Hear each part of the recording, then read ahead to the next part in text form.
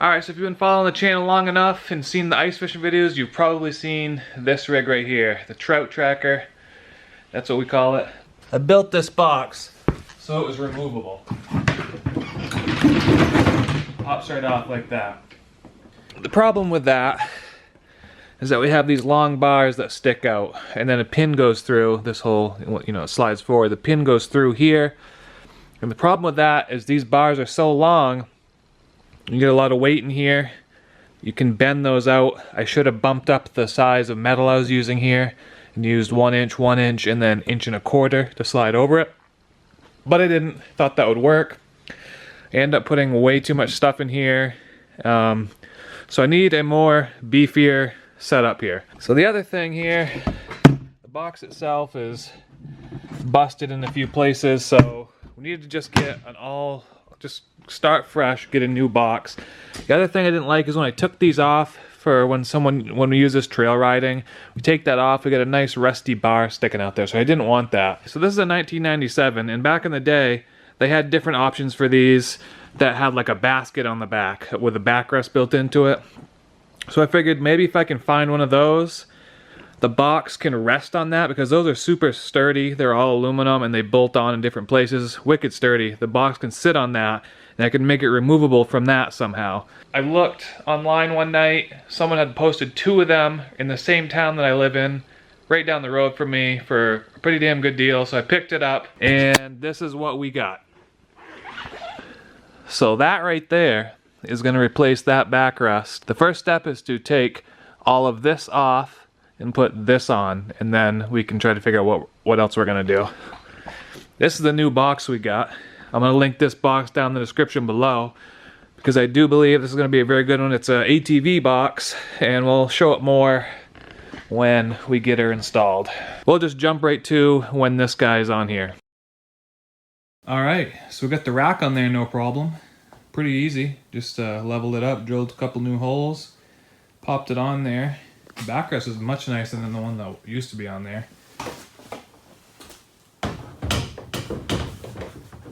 Pretty much fits right on there perfectly. Sits right on there. I put this piece of aluminum on the back here, and I think what I'm going to do is I'm going to have aluminum on the back like this, around the side, and also on the insides. And then I'm going to put pins, locking pins, through this, through the rack, and into the other L bracket there, and then it should be able to be easily removed, and those angle pieces will keep it from moving around, and I think that's going to work. So this box is pretty close to the same size as what we had before. It's got a little more room in it, but we'll kind of show you that later on. So I'm gonna continue working on those brackets until we get it a little bit further along, then I'll show you.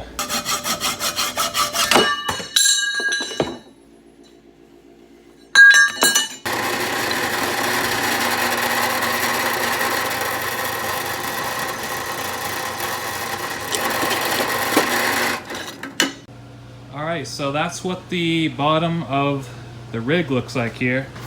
You see the rack will fit right in this little space here, so all I gotta do now is flip this over, tighten all these down nice, put some bracing on the inside, and it should sit right on that rack perfectly. So let's do that. Alright, so we got the box sitting on there now. You can see that frame piece that I built that kind of just fits right into the rack perfectly.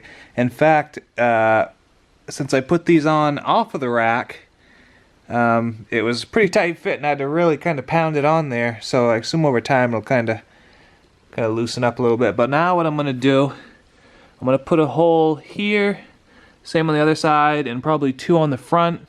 And we're going to use these style cotter pins here to hold it in place to keep it from bouncing off the rack. So let's do that. So what I did is I went around, I drilled 4 holes, and we drilled it right through the 1 inch angle, through the rack, and through the other side of the 1 inch angle. And now we can take these cotter pins, put them right in the hole, lock it, and now that rack is not gonna come off at all. It's very secure. So I did 2 on the back here and 1 on each side, and that should be plenty enough. I mean, this thing, I can pick up the whole snowmobile with this thing right now. It's pretty crazy. It's not coming off, so that's gonna be sweet. Way better than this thing that used to bounce all around, and it was a little scary when you got it loaded up. All right, so one thing I wanted to add to this was a tape so I can measure some fish. So I got this cheap aluminum ruler from the hardware store, cut it at 31 inches so it'll fit the width of this box. And I'm gonna drill a couple holes and just rivet it right to the top of this.